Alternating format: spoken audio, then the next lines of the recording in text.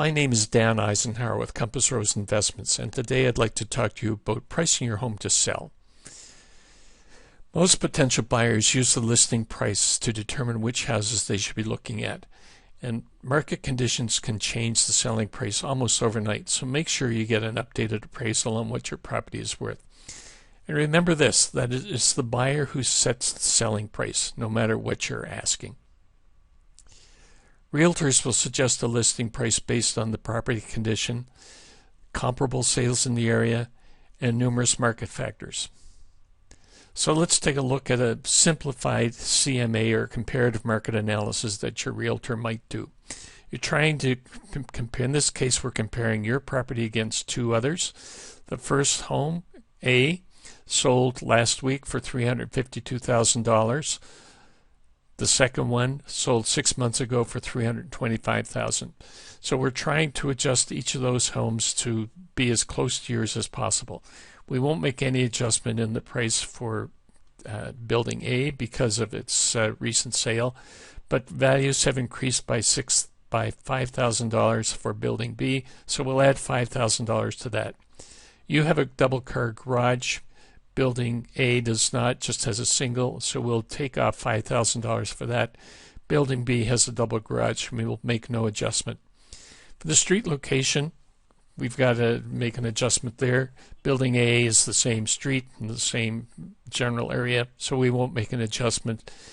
Building B is on a busy street, so we'll add $5,000 to that value. Building A has an unfinished basement, yours is finished, so we'll make a $10,000 negative adjustment there, and we won't make an adjustment for building B.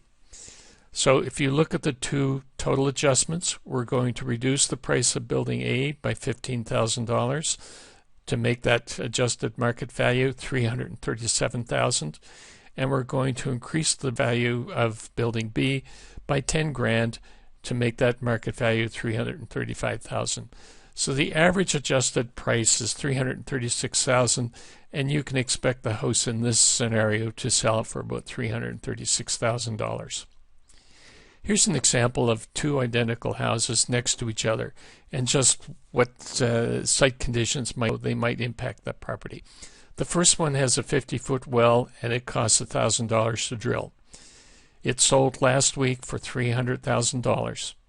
The owners of the second building have a 700-foot deep well that costs $10,000 to drill, and they're trying to figure out what their market value should be.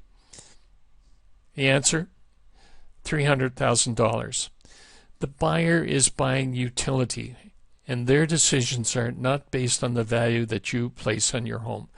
They have no emotional attachment to your home whatsoever, and will look wherever they think they can get the best value for their money. So what happens if you underprice? Well, be ready for all kinds of buyers and looky-loos coming even in a down market. You might have a bidding war, and multiple offers will drive your sale price up higher than listing. If you overprice it, you got problems. Buyers only look at houses in their price range.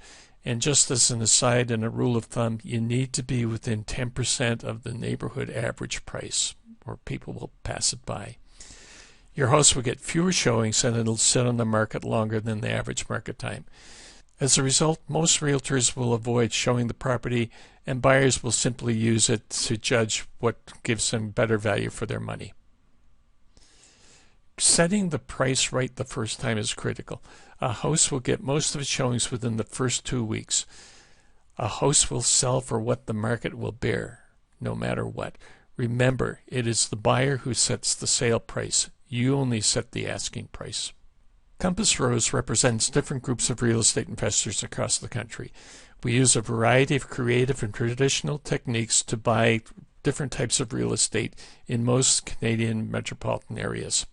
If you'd like a personal consultation on your situation, please get in touch with us as shown on the next slide. Thanks very much for watching, and good luck with your sale.